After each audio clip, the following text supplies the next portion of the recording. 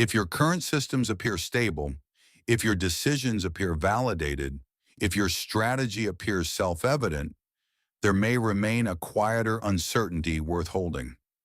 Not whether the strategy is correct, but what forms of perception its success may have gradually displaced.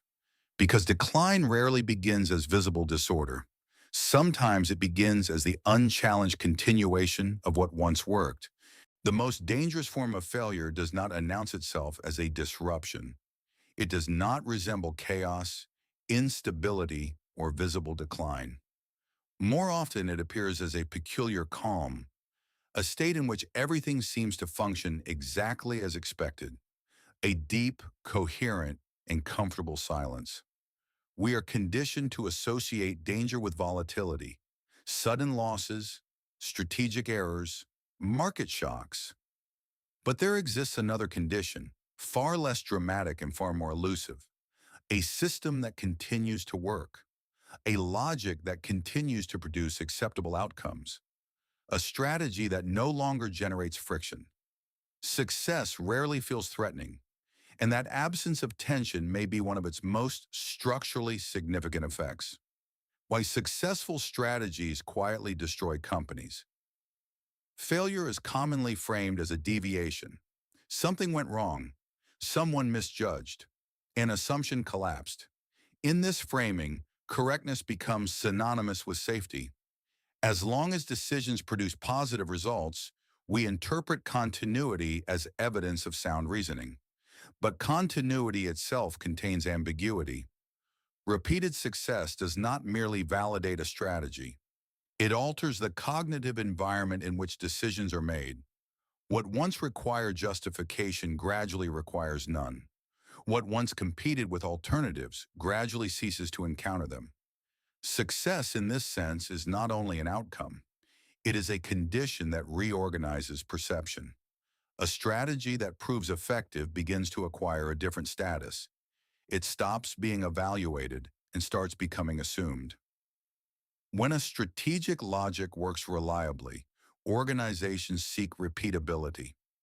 Repeatability is rarely questioned. It appears synonymous with discipline, scalability, and control. Yet repeatability produces secondary demands. Efficiency becomes desirable. Variance becomes suspicious. Deviation becomes costly. Standardization emerges not as ideology, but as operational necessity. Processes are clarified. Rules are formalized.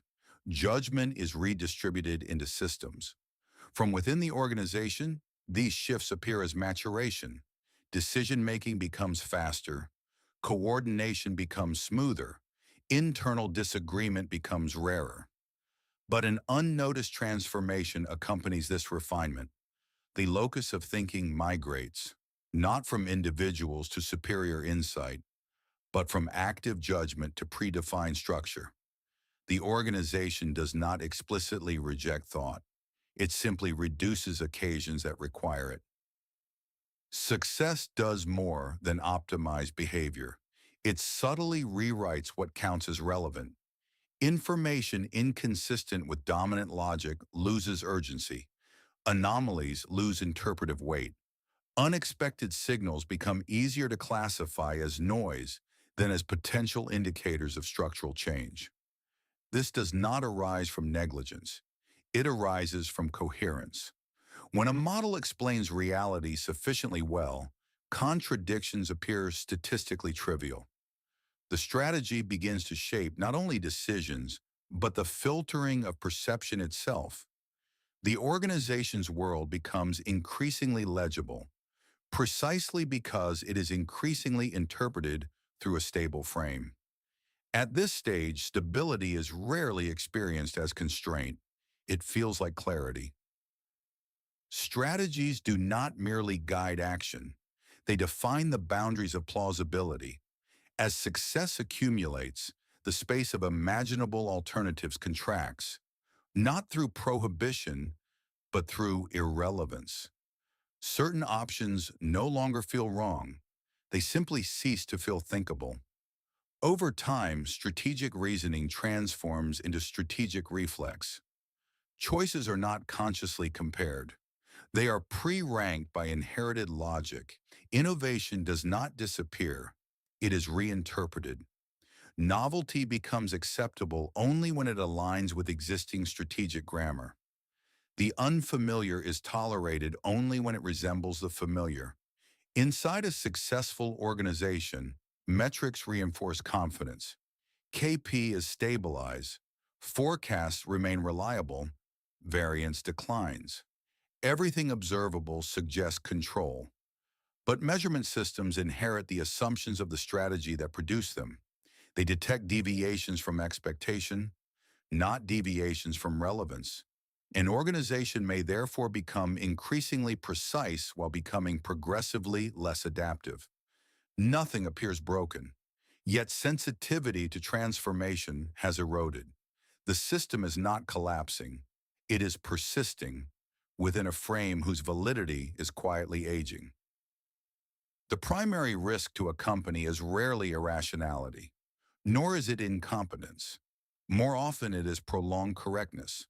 A strategy that once demanded intelligence eventually operates without it.